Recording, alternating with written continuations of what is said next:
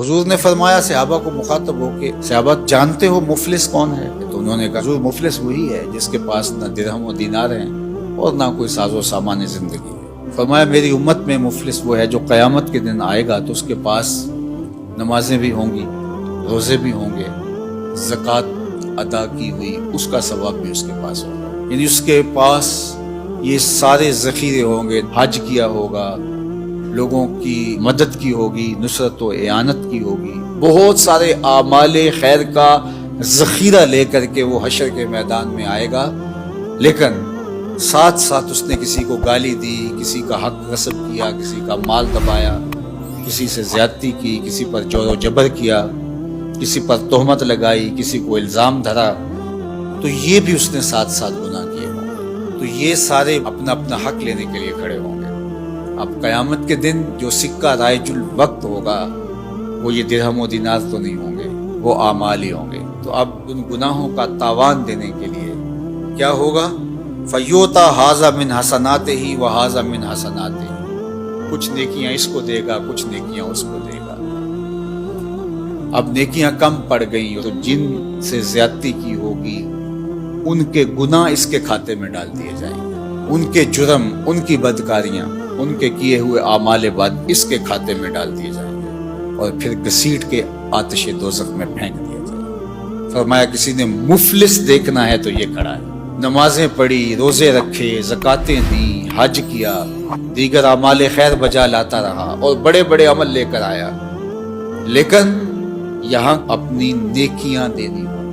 अगर किसी ने एक दिरहम का छठा हिस्सा किसी का दबा लिया, गस्ब कर लिया, कर्ज लिया, नहीं दिया, जबरन छीन लिया, धोखा किया, फ्रॉड किया, 2 नंबर माल के जरिए से दिरहम का छठा हिस्सा हथिया लिया, 700 नमाजें जो जमात के साथ पढ़ी हैं देनी पड़ेगी। और जो सवेर से लेकर शाम तक दोनों हाथों से अल्लाह की मखलूक को लूट रहा है, जरा देखे क़यामत के दिन उससे बड़ा मुफलिस कौन है? अब इसके पल्ले कुछ भी नहीं है। हजरत सोबान कहते हैं कि अल्लाह के महबूब ने इरशाद फरमाया, मैं अपनी उम्मत के उन लोगों को जानता हूँ जब क़यामत के दिन आएंगे तो उनके आमाल तिहामा के पहाड़ों के बराबर होंगे, इतने बड़े बड़े अमल और चमकदार रोशन अमल होंगे, लेकिन अल्लाह उन आमाल को यूं उड़ा देगा जिस तरह जर्रे होते हैं। तो हज़रत सोबान कपकपा के रह गए और कहा हुजूर बताइए वो कौन लोग हैं? तो आका करीम अलैहिस्सलाम ने फरमाया वो तुम्हारे ही भाई दोस्त हैं, तुम्हारी तरह के लोग हैं। व याखुज़ून मिनल लैल कमा ताखुज़ून, जिस तरह तुम रातों को उठ के हिस्सा लेते हो अपना सहरी का, तहज्जुद का, सजदों का, वो भी तहज्जुदें पढ़ेंगे, सजदे करेंगे, तुम्हारी ही तरह उनके अमाल होंगे। लेकिन वो ऐसे लोग हैं इज़ा खलो बेमहारिमिल्लाह इंतहकूहा, जब वो तन्हाई में जाते हैं तो फिर अल्लाह की हदों को तोड़ते हैं।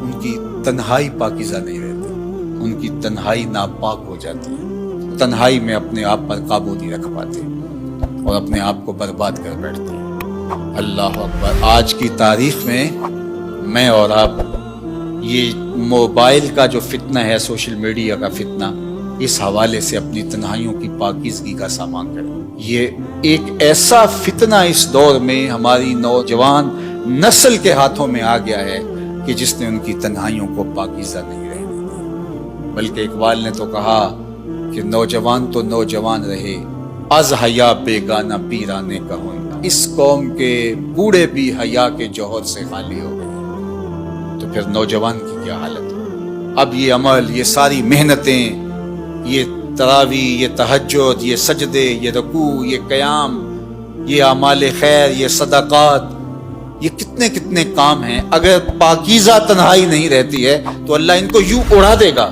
जिस तरह हवा मंसूरा होता है। तो अल्लाह ताला जल्ला शानहू हमें इस बात की तौफीक दे कि हम क़यामत के लिए जो ज़ख़ीरा जमा कर रहे हैं वहाँ ज़ाया न करें और हुकूकुल इबाद का पूरा पूरा ख्याल रखें। अल्लाह आपको बेहतर जज़ा दे, अपनी पनाह और अमान और हिफाजतों का हिसार